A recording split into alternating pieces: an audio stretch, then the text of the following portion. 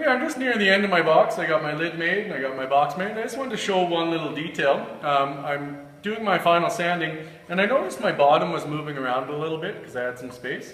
So I cut just tiny little squares and I glued them onto the bottom and a little bit of glue into the box. You can't see them at all when you set the box down, but it holds that bottom nice and solid. So just a little detail I added to make sure that the bottom didn't move at all.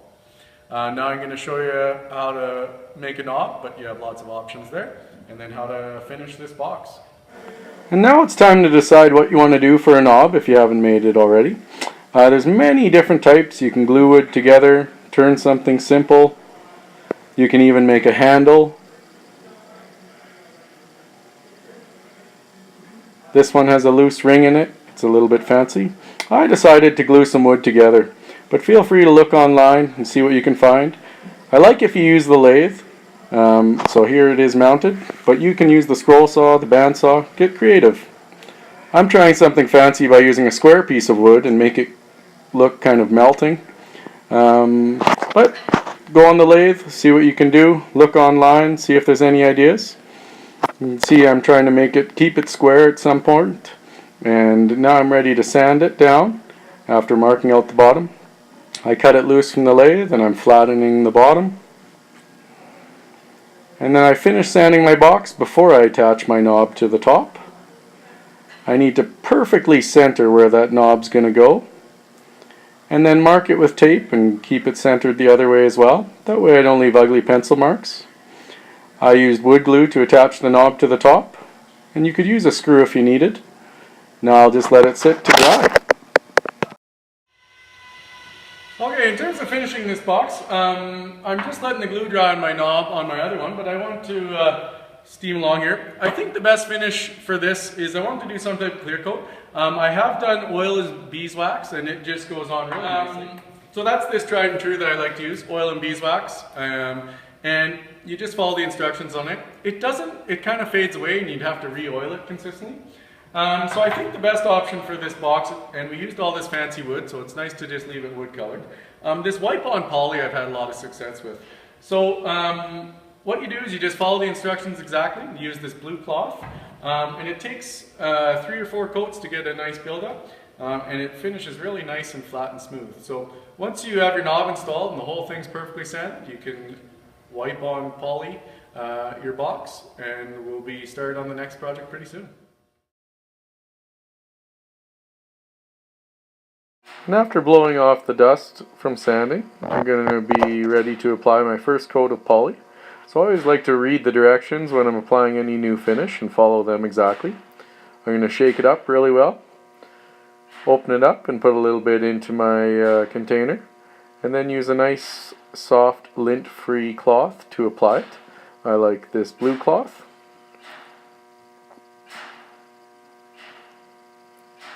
And then I just want to wipe a smooth, clean layer over the whole piece without putting it on too heavy. And really this coat is just going to seal the wood so I can apply subsequent layers to build a bit of a polyurethane coat on top.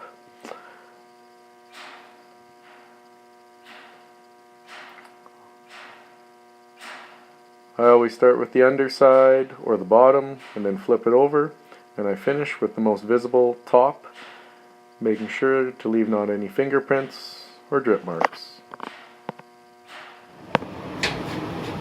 Make sure to throw your oily rags and gloves into the fireproof container. Okay, now I've let my first coat of wipe-on poly dry for a good amount of time, and I'm going to just sand down the box with 220 grit sandpaper. And then I'm going to blow off all the dust and do a second coat of wipe-on poly. Then I'll probably sand it with 400 grit, and then I'll do a third coat, and I'll see if I'd like to sand it after that, and then I should be done.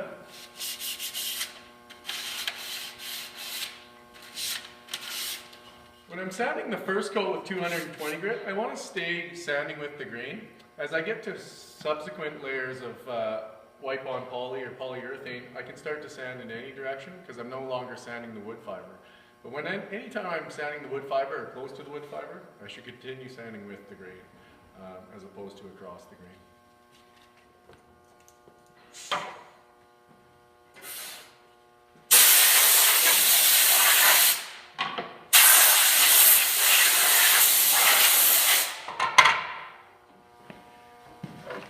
Okay, now I'm just going to apply my second coat of wipe-on poly. So I'll shake it really well. Put a small amount in my little dish. And then wipe it off.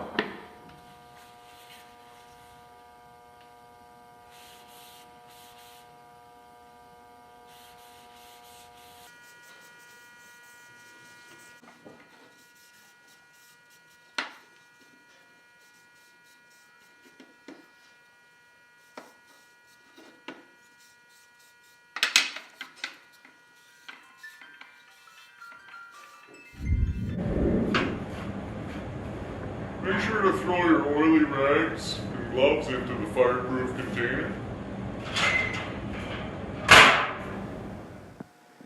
And now I'm starting to sand the second coat of poly. I'm pretty happy with how thick it went on, so I don't think I'll need to apply a third coat. I like to use 400 grit sandpaper and just very lightly sand the polyurethane.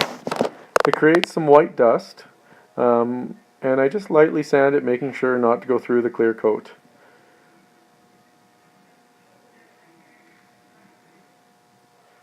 Once I sand the whole lid, I'll move on to sanding the box, just to smooth out the clear coat. And now I don't necessarily have to follow the wood grain direction. I can move in any direction because I'm just sanding the polyurethane. Once I get the whole thing sanded, I want to remove the white dust, and it won't work just to blow it off. So I use linseed oil, or sometimes linseed oil mixed with beeswax. I put a little bit of linseed oil in a bowl, and then I take a cloth and I basically wipe and buff the whole thing down, which removes the dust and polishes it quite nicely. So I'll wipe off all the dust, make sure it's polished as smooth as possible without any fingerprints, and then leave the dust, or leave the oil to basically cure a little bit, and it might take one more little wipe, and then I should be completely and totally done.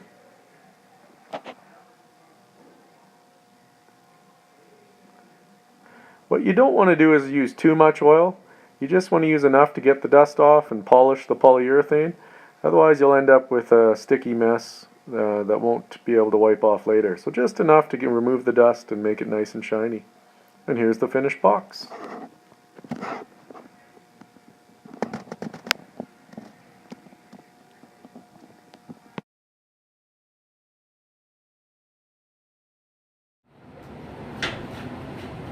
Make sure to throw your oily rags and gloves into the fireproof container. And here's the finished boxes that I've built. If you did more coats of polyurethane after you wipe it off, you can apply more polyurethane and then sand it with 400 and wipe it off and continue with that process till you're happy with your polyurethane. But here are beautiful finished boxes.